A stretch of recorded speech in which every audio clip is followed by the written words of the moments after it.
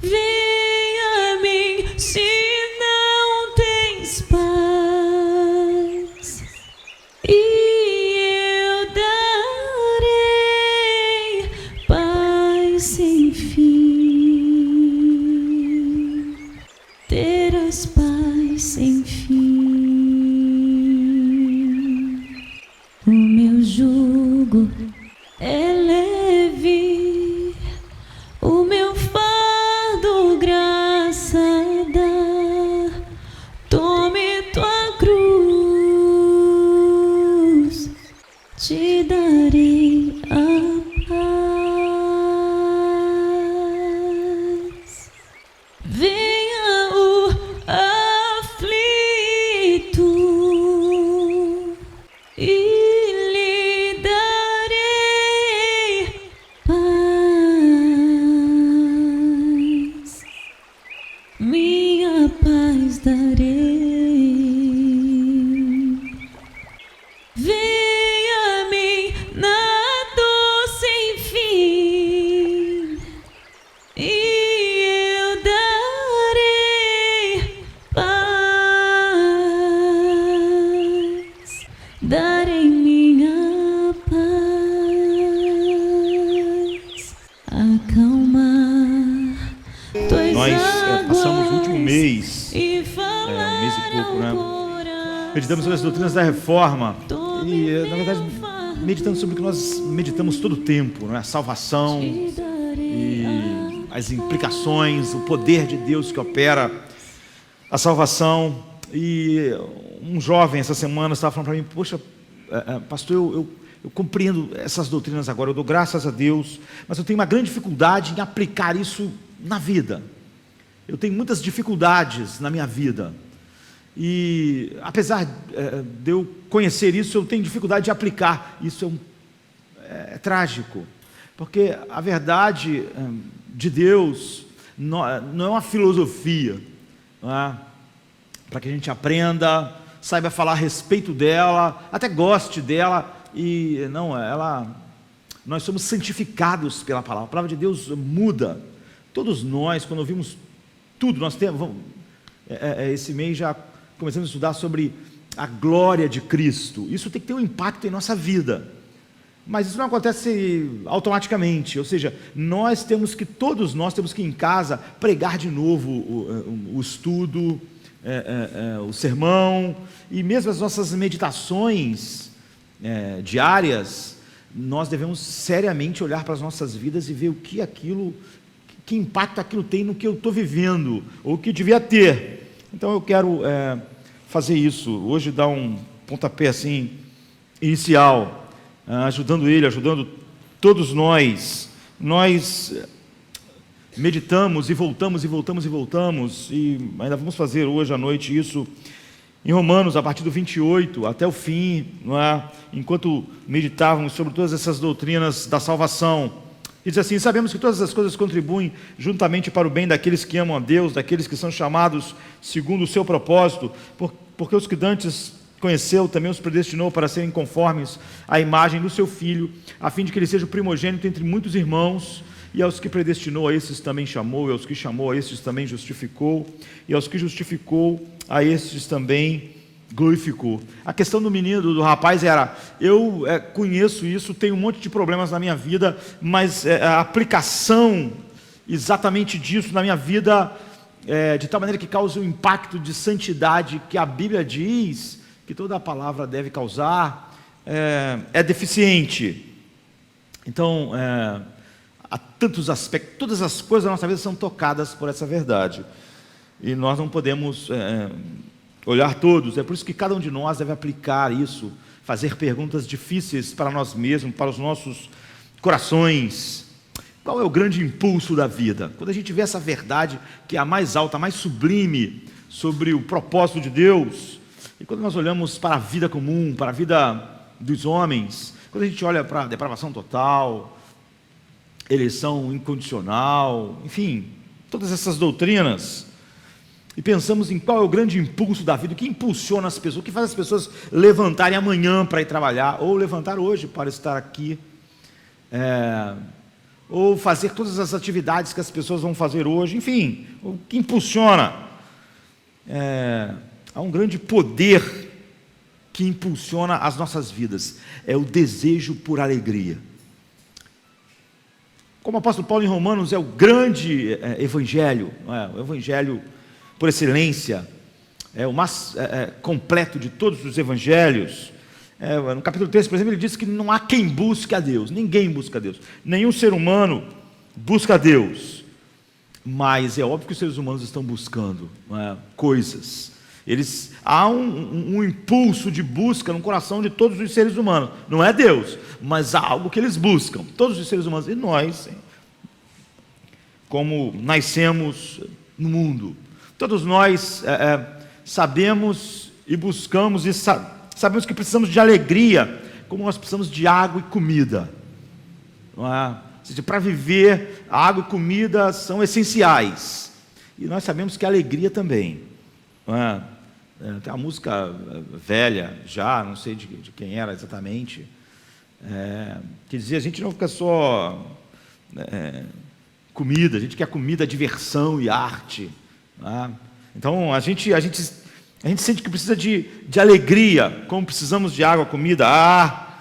Agora, como nós temos alegria, é um mistério, e a maioria de nós se contenta que isso fique como um mistério mesmo, e simplesmente nós queremos experimentar a alegria que nós desejamos sentir, e sentimos ser fundamental. A alegria é uma coisa real, não é? Mas também é meio que indescritível. Quando você pede para alguém descrever a alegria, ele vai ter dificuldade. Todos nós sabemos o que é, mas temos dificuldades de experimentar.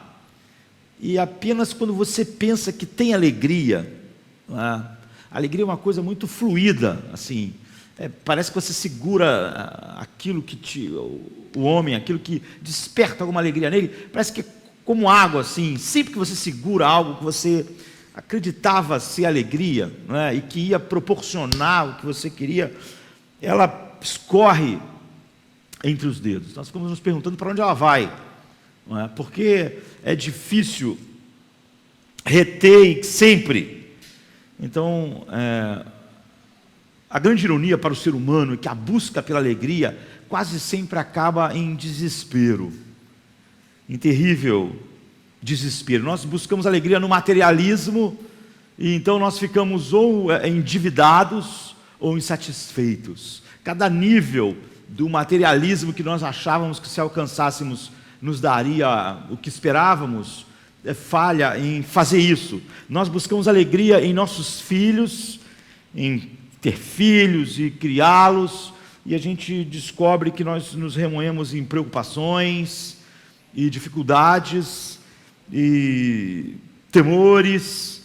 Nós buscamos, o ser humano, de maneira geral, a alegria na perfeição conjugal, só para descobrirmos que nossos cônjuges são cheios de defeitos e que de várias maneiras eles não preenchem tudo aquilo que nós achávamos que a alegria necessitava. Então nós buscamos muita alegria, mas o que nós achamos é dúvida, é algo fluido, algo que escapa das mãos. Então a alegria parece algo misterioso e circunstancial, assim. Parece que toda a nossa alegria está envenenada, sabe? Parece que toda a nossa alegria, o primeiro sabor é bom, mas é um troço envenenado, assim. Não tem um poder de ficar, de se sustentar.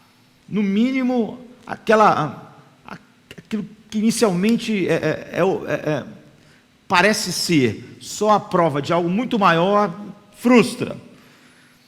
Então, nós ficamos pensando, será que nosso desejo por alegria, o anseio por alegria, é uma coisa amaldiçoada? É uma espécie de maldição na vida do homem, uma busca que está movendo todos os 7 bilhões e pouco de pessoas no mundo hoje, que sempre acaba da mesma forma, Ou seja, e se toda promessa de alegria, todas as coisas, vem com uma etiquetazinha assim, prometendo uma alegria? E se tudo isso foi mentira? Não é? E se o mais cruel engano da vida é exatamente esse marketing que cada coisa atende, que vai nos dar essa alegria? Será que essa é a coisa mais cruel da nossa existência? E não importa quão duro a gente fique para baixo ao buscarmos a alegria, não importa quantas vezes a gente fale, enquanto a gente está aqui, a gente de novo vai tentar achar algo que nos dê alegria. É como se nós fôssemos movidos por alegria, de tal maneira que a gente não pode simplesmente deixar isso para lá. Nossas motivações dependem disso, então nós não paramos. Isso pode causar uma quantidade enorme de problemas e todas essas coisas que a gente viu, mas nós não podemos parar. Mas não é só que nós não podemos parar, nós não vamos parar. Nós vamos continuar, nós vamos olhar para outra coisa, para as outras etiquetas. Então a gente se volta para a disciplina pessoal. Há um monte de livros sobre alegria e satisfação na vida. Dicas e ferramentas de organização da vida. Às vezes a gente pensa, a vida precisa de uma organização para me alcançar isso. Meu problema é que eu tenho uma falha de foco naquilo que é importante e que dá alegria. Então a gente conclui que as barreiras permanentes para a alegria são as escolhas não saudáveis que a gente tem na vida, que entopem a nossa vida, e nós precisamos fazer escolhas mais e mais saudáveis. Nós pensamos, essa é a raiz do problema. Nós estamos presos num barranco, ou no oposto disso, num poço de previsibilidade, preguiça, que não nos faz focados. Então nós nos dirigimos ao autoaperfeiçoamento, achando que se nós focarmos em disciplinas que expressam esse autoaperfeiçoamento, nós vamos encontrar mais alegria. Então a gente se torna aquelas pessoas que vão fazendo novas resoluções. É por isso que livros sobre esse assunto são os que mais vendem, né? E às vezes a psicologia mais barata possível se torna best-seller. E essas coisas prometem mudanças que vão trazer alegria duradoura. Nós compramos aplicativos para nossos telefones, para organizar a vida. Tomamos a decisão de sermos pais mais presentes. Quem sabe não é isso? Ou então, a pessoa toma a decisão de ser um cônjuge mais sexy.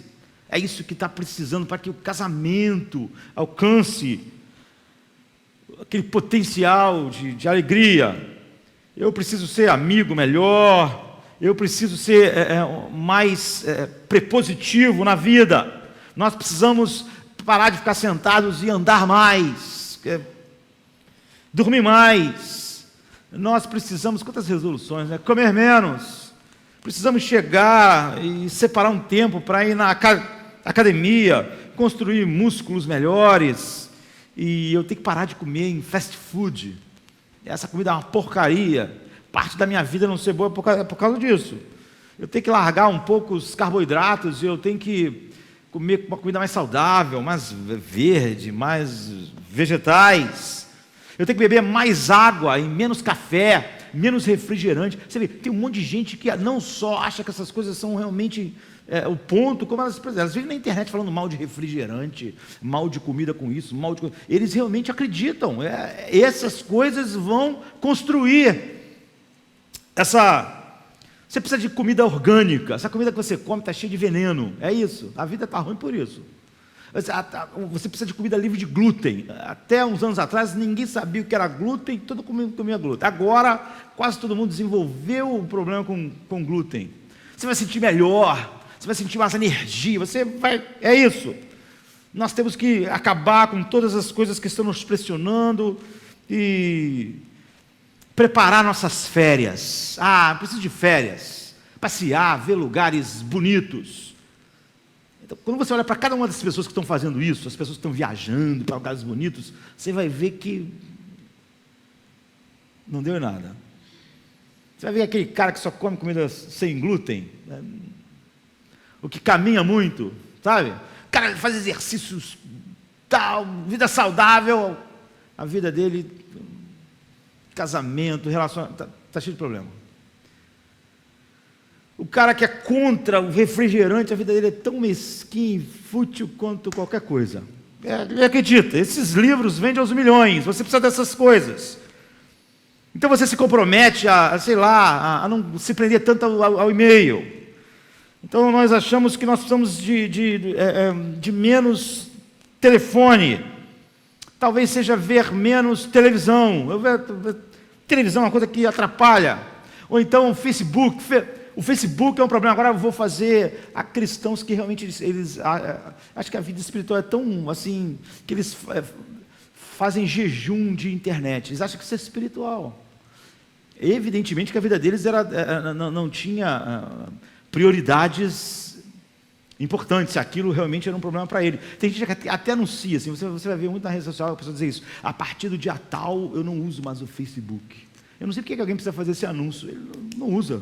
Quando eu não quero ligar o rádio, eu não ligo para as pessoas e digo: gente, a partir do dia tal não vou ouvir mais rádio. É ridículo. Não é? Mas aquilo é uma resolução. Você vê, parece que aquilo vai mudar a vida. Eu preciso visitar mais biblioteca, eu preciso ler aqueles livros que eu não li há tempo, eu preciso ler um pouco de uma literatura melhor, um pouco de Aristóteles, mais profunda. E nós temos essa longa lista para afiar nossas rotinas, ajustar nossos hábitos diários, para a gente encontrar alegria. E não há nenhuma surpresa de que muitos livros prometem essa potência quando nós mudamos essas coisas. Nós queremos felicidade, nós queremos alegria, e nós sempre estamos querendo buscar de alguma forma. Eu tenho que lutar pelos direitos tais, limpar mais meu quarto, ler Aristóteles. Você vai encontrar 1 milhão de livros dizendo para você todas essas coisas, um monte de gente dando opiniões em todos os lugares. E isso tudo é para que nós possamos evoluir para uma vida mais feliz.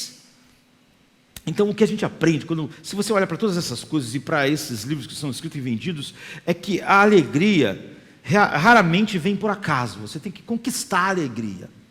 Você tem que, através de planejamento estratégico, definição de metas, autodisciplina, você tem que conquistar. Raramente ela vem de surpresa. Às vezes vem alguma coisa assim, mas na maior parte das vezes ela vem desse compromisso, desse sacrifício. A alegria é subproduto de metas e de planejamento. Então, você se relaxa nisso, a vida vai ficando mais distante. Mas a premissa por trás da promessa é que toda essa ideia de felicidade, satisfação, é um problema para nós. E é um problema frustrante. Nossas resoluções, convicções renovadas, disciplina decidida a cada dia, como hoje, domingo, para começar amanhã, segunda-feira, acaba essa iniciativa, planejamento, trabalho, determinação, que mostra que a alegria é algo que nós devemos ganhar. Os ganhadores de alegria, no final da sua longa lista de atribuições, mudanças de rotina, não encontram o que estavam esperando. O que nós encontramos é tédio. O que nós encontramos é cansaço. O que nós encontramos depois de comer toda aquela comida sem glúten é exatamente o que nós tínhamos antes. É pensar, caramba, tem alguma outra coisa. Não é? E se você é como eu, no balanço do dia, você se vê sempre pensando que outras resoluções que te trariam mais coisas só deixam você mais cansado. Porque você está fazendo um monte de coisas, buscando um alvo que parece que tem uma maldição, assim. E a busca nunca acaba. Então, nós estudamos esse mês todo essas grandes doutrinas que permeiam todas as pregações que são pregadas durante a nossa vida toda, se nós estamos centrados na palavra. o que Paulo está dizendo, por exemplo, no capítulo 8 de Romanos, e se a alegria não é encontrada no final na lista de coisas para fazer? E se a alegria não é regida por alguma genética melhor em nós, ou seja, pela loteria da herança genética? E se o que Aristóteles disse de que a nossa felicidade depende de nós, não é verdade? Ou seja, e se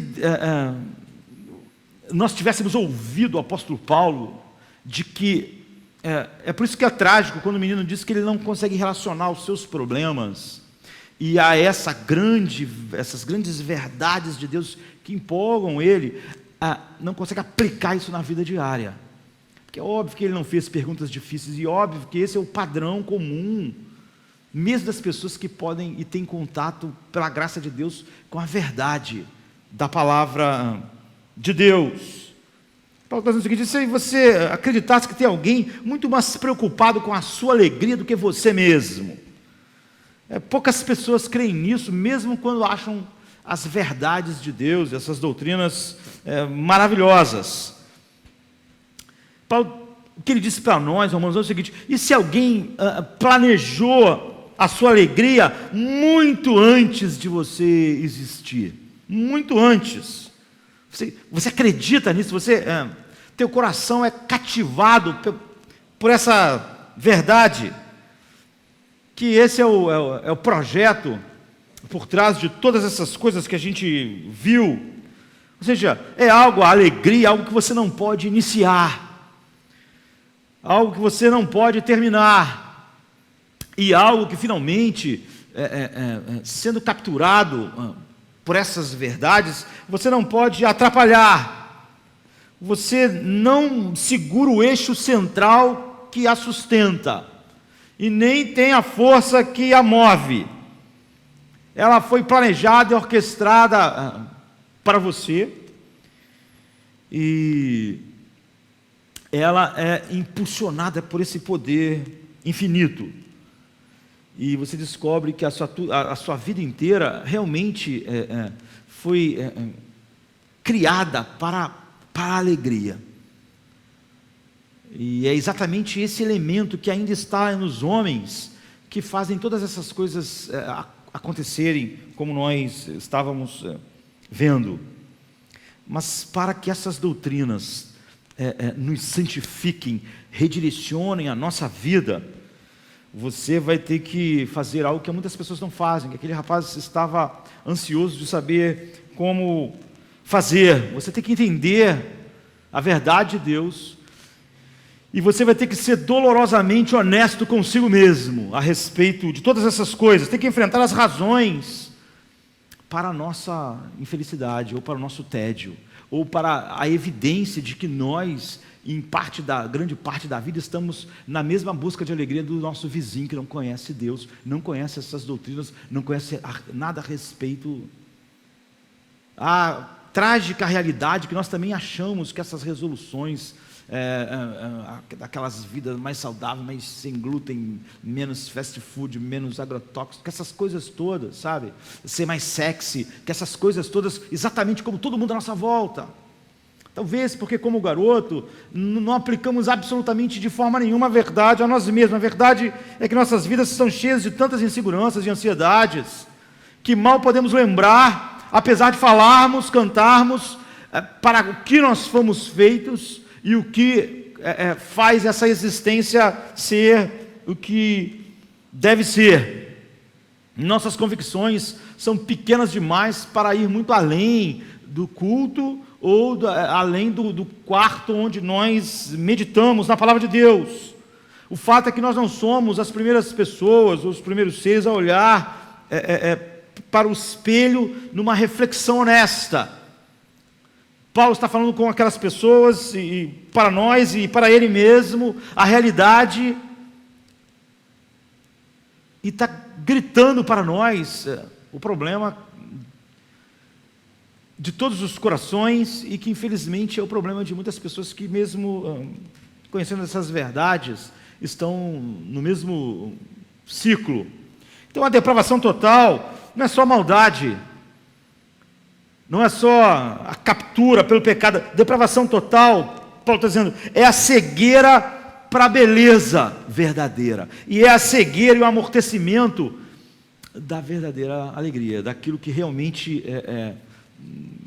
nos leva a isso. Eleição incondicional é a maneira que Deus planejou antes que eu existisse para completar a minha alegria em Cristo, para ter alegria completa, para experimentar o que o Pai e o Filho experimentavam antes da fundação do mundo. Expiação limitada, como nós meditamos, é a garantia indestrutível da alegria em Deus, e infalivelmente fixada para nós pelo sangue de Cristo, ou seja, é algo de fato feito, não algo potencial, e com essa garantia infinita, garante para nós isso. A graça irresistível é o compromisso soberano de Deus, para nos certificar, todos nós, os romanos, com o que Paulo estava dizendo, que as delícias superiores, em vez dos falsos prazeres, que acabariam por nos destruir, a graça irresistível é Deus nos garantindo de que o poder da sua graça cumpre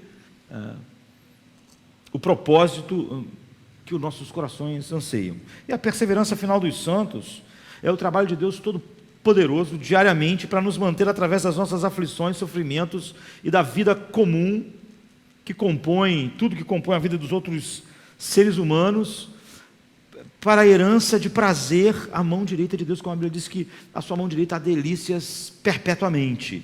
Você pode chamar isso de doutrinas da graça, doutrinas da reforma, mas a questão é simples, não é? Deus, na eternidade, planejou para nós todas as coisas e garante de todas essas maneiras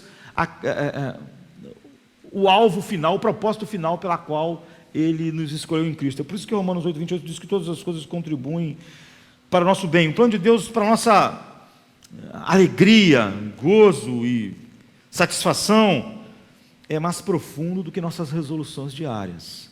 Essas coisas que eu estava dizendo, que você encontra num monte de livros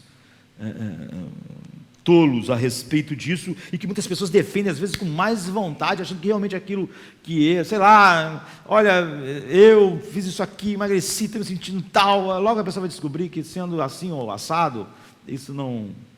há uma mentira em cada uma dessas promessas.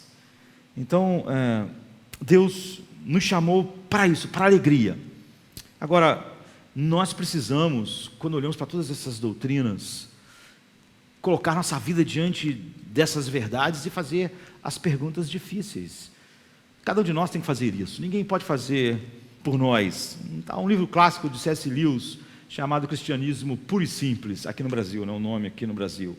Então, C.S. Lewis, nós sabemos, era um ex-ateu, e ele oferece, nesse livro, um dos melhores, eu acho, discernimento do motor psicológico que puxa o ser humano ao longo de toda a sua existência.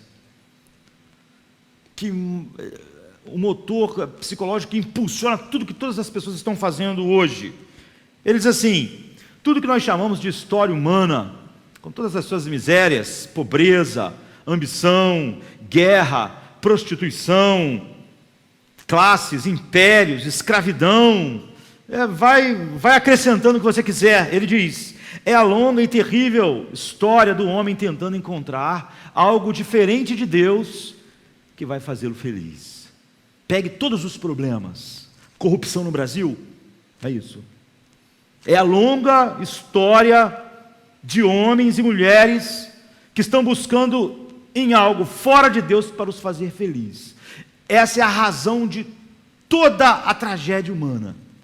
Por que a vida humana é como ela é? Porque todo mundo quer ser feliz. Todo mundo quer ser feliz em algo que não é Deus. E quando todas as pessoas no mundo inteiro, e essa é a característica do homem caído, está buscando ser feliz em algo que não é Deus, mesmo aquelas coisas parecendo mais neutras que eu estava dizendo, o resultado é o inferno que a vida humana é. Tudo que o ser humano é porque todo mundo quer ser feliz. E todo mundo está buscando essa felicidade em alguma coisa que não é Deus. Então, todas as coisas assim, simplificando, o motivo que impulsiona a história do ser humano como ela é esse desejo por felicidade, esse anseio por alegria, esse anseio por felicidade. Todo o pecado, aquilo que você pode achar mais terrível, da escravidão à prostituição, à corrupção, ao terrorismo, como a gente viu essa semana, a extorsão, são faíscas disso, porque todos os seres humanos são movidos por um desejo de felicidade, alegria em algo que não é Deus. Em uma frase, o que C.S. Lewis está dizendo, e ele faz isso de maneira aguda, né? Ele está enfiando a haste de ferro no nervo exposto do dente, no nervo exposto do ateísmo do coração humano. E o maior perigo que nós enfrentamos não é o ateísmo intelectual, queridos, das pessoas que realmente dizem Deus não existe, intelectualmente tentam elaborar. O problema é que a busca por felicidade é uma busca ateísta, mesmo na maioria das pessoas que se dizem cristãs e que dizem acreditar, mesmo não nos desvios da verdade, mas nessas verdades centrais do Evangelho. Nosso problema efetivo, e muitos dos que se dizem cristãos e muitos dos que ouvem a palavra verdadeira de Deus, o problema desesperado é esse ateísmo assustador do coração que acredita que Deus não é o objeto da sua alegria duradoura.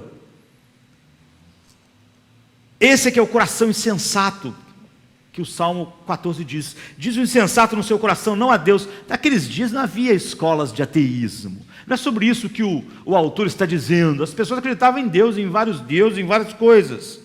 Esse é o texto que o apóstolo Paulo usa para dizer que ninguém busca a Deus. É dizendo que todo mundo busca alegria, mas essa busca, esse desejo por alegria é de um coração que manifesta um ateísmo, de que não vê Deus como objeto disso. Como disse C.S. Lewis, tudo que a nossa sociedade horrível é porque está todo mundo querendo ser feliz. Todos os casamentos começam porque as pessoas querem ser o quê? Felizes. E por que eles acabam? Porque as pessoas querem ser felizes. Elas descobrem que aquilo ali não está fazendo ela feliz. E em algum momento, ser feliz é acabar com o casamento. Mas vai ter filho, tem mulher, vai causar muita dor, mas eu preciso ser feliz. Estou infeliz. Por que alguém chega ao ponto de fazer coisas que você fica espantado para ter dinheiro?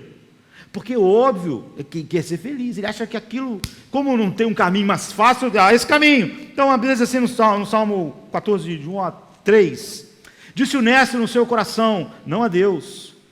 É isso que ele está dizendo. Tem-se corrompido, fazem-se abomináveis em suas obras, naquilo que eles fazem. Não há ninguém que faça o bem.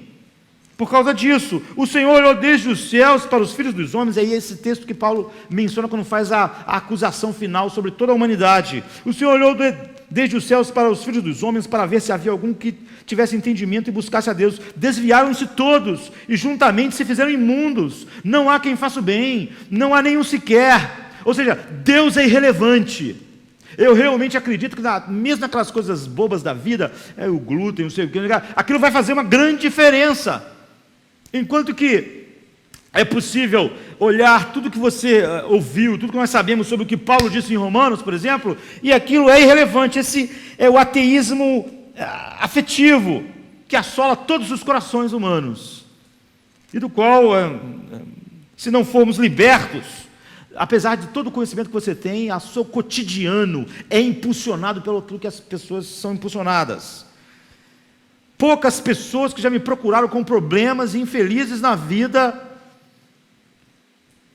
não era exatamente assim, porque alguma coisa fora de Deus que está errado na vida delas está causando aquilo tudo. é porque elas acham que realmente algo fora da vida de Deus, fora de quem Deus é, ia dar a ela a felicidade de alguma coisa, de alguma forma aquilo foi tirado. Dificilmente alguém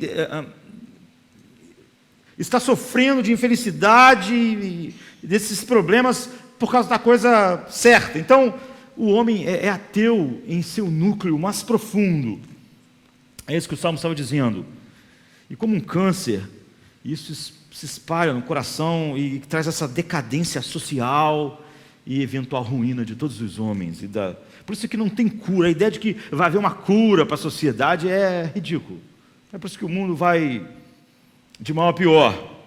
O problema com o mundo não é a existência do ateísmo intelectual, ele é pequeno. É o vaguear dos nossos corações numa busca ateísta a respeito da alegria e da felicidade. Se nós pudéssemos ver os nossos motivos claramente, nós íamos ver cruamente os nossos pecados que nós não estamos vendo. Então, nós não teríamos dificuldade, se nós fizermos as perguntas certas, olharmos para essas grandes doutrinas, por que o impacto em nossas vidas não é o que não está sendo o que devia ser. Nós nascemos com a tentação, e o homem natural é escravo disso. O homem regenerado foi liberto da escravidão, mas a tentação está lá. Nós nascemos com a tentação de buscar alegria fora de Deus. Essa é a tentação essencial do ser humano. É a tentação de buscar alegria fora de Deus. E quase todas as pessoas que estão insatisfeitas, e isso inclui grande parte daqueles que se dizem cristãos, e inclui também grande parte daquelas pessoas que realmente entenderam, ou pelo menos ouvem a doutrina profunda da palavra de Deus, é ainda a tentação de buscar a sua alegria fora de Deus. E esta aflição afeta quase todo mundo que nos rodeia. O que acontece quando nós buscamos, isso não causa um problema. Quais os problemas sociais? Qual o problema do mundo? Qual o problema da família? Qual o problema de todas as coisas? É porque essa tentação não afeta só a nós. Ela afeta todo mundo à nossa volta a partir de nós. E a partir dos outros afeta todo mundo. Nós oprimimos, nós pisamos nos pés das pessoas, nós machucamos, nós vivemos machucados, nós vivemos reclamando, nós achamos que sempre as pessoas não estão fazendo o que deviam fazer por nós. Então nós machucamos, nós ofendemos, e por sua vez nós somos assaltados pelo coração dos outros, as outras corações nessa busca ateísta de felicidade pessoal às nossas custas, quando nós estávamos buscando felicidade pessoal às custas delas. Esse é o mundo. Então acredite, se você a princípio não percebe o coração assim, que está usando as pessoas, logo, se você olhasse seriamente, ia perceber. E tragicamente, esses desejos egoístas muitas das vezes atraem as pessoas umas às outras. Ou seja, esses desejos egoístas, eu já estou encerrando por hoje, depois vamos continuar olhando todos os aspectos, eles parecem que unem as pessoas, mas só parecem. Há uma maldição nessa tentação fundamental de buscar alegria fora de Deus. Esses desejos egoístas, às vezes, atraem as pessoas um para o outro. Eles aproximam indivíduos, mas só que essa aproximação ela não para, até que causa uma colisão, e isso se espalha. Todos nós assistimos isso o tempo todo no mundo real. Então, na busca da alegria, não em Deus, um homem que idolatra, por exemplo, porque as pessoas são diferentes naquilo que é mais preponderante para ele achar que a vida é o que devia ser. Então, um homem que idolatra o sexo é motivado a se aproximar de pessoas. Agora pense, uma mulher que idolatra a atenção dos homens, ou que sua autoestima está em ela ser sensual, bela, bonita, atraente, é motivada a se aproximar do homem que é motivado a idolatrar o sexo. Essas idolatrias diferentes fazem as pessoas se aproximarem. Uma vai em direção à outra. A princípio, os prazeres parecem complementares, mas naturalmente o ser humano, na sua escuridão, um pouco percebe, além da superfície, de que essa coisa é só, que essa alegria passageira, que esses dois desejos por alegria e idolatrias um pouco diferentes aproximam as pessoas, é só uma coisa passageira que mascara uma maldade por baixo. E é isso que Paulo está dizendo, que ninguém busca Deus e por isso constrói um mundo horrível. Porque está todo mundo buscando coisas. Por um momento, aquilo vai custar ao homem algumas coisas. Nesse exemplo, não é? Vai custar seu tempo, vai custar sua atenção, seu foco em ser, sei lá, mais carinhoso, vai custar dinheiro. Vai custar à mulher o que? A vulnerabilidade do seu corpo, o jogo da sensualidade. Vai parecer, a princípio, que é quente, é brilhante, é amor, a gratificação dos desejos pessoais florescendo no relacionamento. Mas ídolos, eles têm fome infinita. Fome infinita. Há uma maldição nisso tudo, né?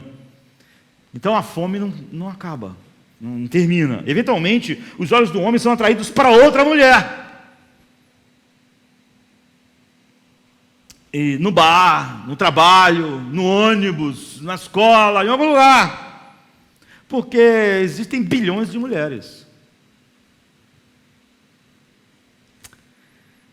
E a bondade do homem vai acabar.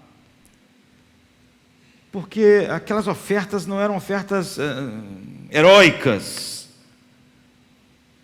E como aquilo não entrega o que promete, a busca da alegria fora de Deus, coloca você nessa posição em que algo que atraiu duas pessoas, que parecia ser algo muito bom, vai causar o choque por causa das buscas de um de outro, que não tinha nada a ver com Deus. Um outro é objeto só dessa busca por satisfação. E espantosamente o corpo da mulher será deixado como meramente uma ferramenta que já não pode satisfazer o meu apetite e não está me dando mais alegria. Como eu disse, é a felicidade, o desejo de alegria e felicidade que faz as pessoas casarem. E é esse mesmo desejo que faz as pessoas descasarem, casarem 10 vezes, pisarem nas pessoas. Vivi uma vida assim. Então vai continuar a busca patética do homem por outra mulher, da mulher por encontrar sua autoestima no seu corpo, a sua beleza, encontrar é. Por isso que hoje em dia, você vê, as redes sociais, a internet expõe isso, mulheres assim como Monique Evans, passou, mas a pessoa não consegue ficar sem aquilo, a pessoa fica ridícula, porque sua imagem, seu corpo, esse impulso interno não acaba. A fome continua, mesmo quando a idade vai chegando, mesmo quando é óbvio que todas as pessoas estão envelhecendo, e como Paulo disse, o meu corpo exterior está se corrompendo, entre dois pecadores isolados, sobre essa fina camada que nós chamamos de amor, entre aspas, tem afetos ateus, é isso, estão desconectados de Deus, que utilizam uns aos outros, um ser humano utilizando outro ser humano para preencher a lacuna. E isso acaba sempre em guerra. Sabe, nós vivemos no clube da luta. O mundo é horrível porque a vida é no clube da luta. Tinha um filme conhecido com esse nome, o filme de 1999, Edward Norton, Brad Pitt. Edward Norton é um cara que tem insônia, vive trabalha, compra essas coisas mais modernas, mas há essa insatisfação. Ele vai numa busca que mostra, em meio a essa depressão, os delírios da mente por significado. É um filme que no cinema não estourou, mas depois virou um cult famoso. Então, nós exploramos isso uns nos outros e vamos acabar em conflito vicioso pessoal. Casamentos acabam em conflito vicioso pessoal ou então em tédio. Não acaba, mas não entrega o que eu esperava. Então Tiago 4:1-12 nos ajuda a entender o que acontece, pedindo-nos para olhar a realidade. Ele diz assim: de onde vêm as guerras e contendas nas vidas de vocês?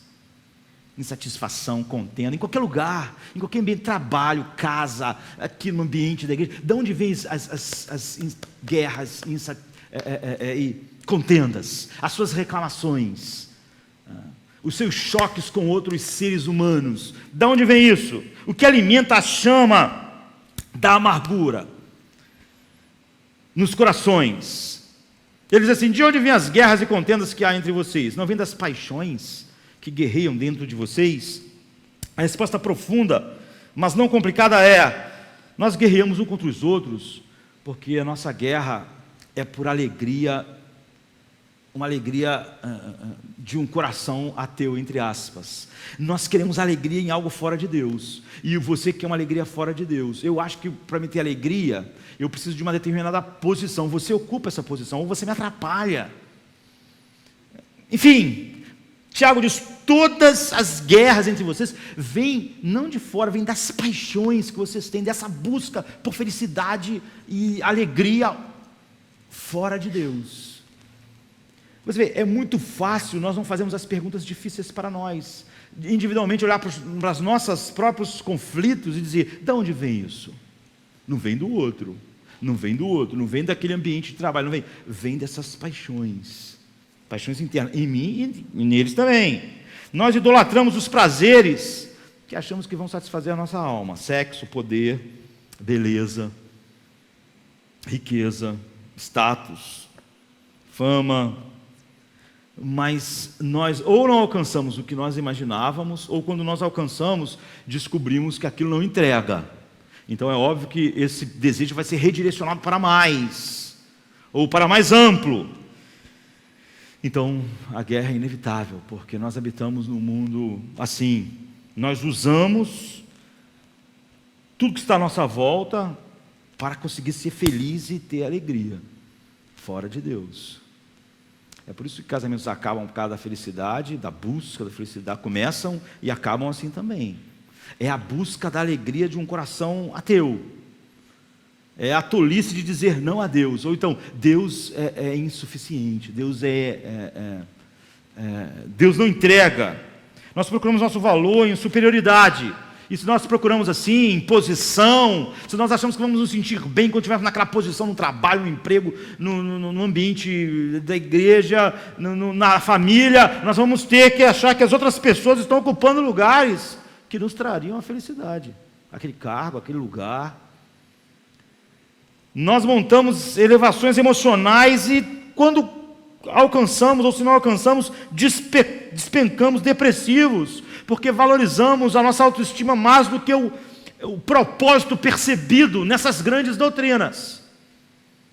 Hoje, antes, quase não se falava em depressão. Depois, uma depressão química, mas hoje em dia, qualquer problema na vida, as pessoas estão deprimidas. É óbvio que não tem nada a ver com problema químico nenhum. É insatisfação de não ter sido entregue para mim o que eu acho que preciso e mereço. Então eu tenho que manifestar isso. Em nosso orgulho nós nos tornamos inimigos uns dos outros, porque nos tornamos inimigos de Deus. Nós rejeitamos Deus e em nossa rebelião rejeitamos os suprimentos abundantes de Deus. E quando nós não temos isso, nós usamos os outros seres humanos de várias formas. Usamos nossos filhos como fonte da alegria, da busca da alegria fora de Deus. Tudo isso gera mil coisas. Nós estamos no clube da luta. E é sobre isso que nós vamos falar semana que vem. Como nós percebemos que estamos no clube da luta, como essa luta acontece e como as grandes doutrinas da graça tocam nisso definitivamente. Vamos ficar de pé. Vamos orar. Venha a mim se não tens paz, e eu darei paz sem fim. Terás paz sem fim. O meu jugo é leve, o meu fardo graça dá. Tome tua cruz, te darei a paz. Venha o aflito,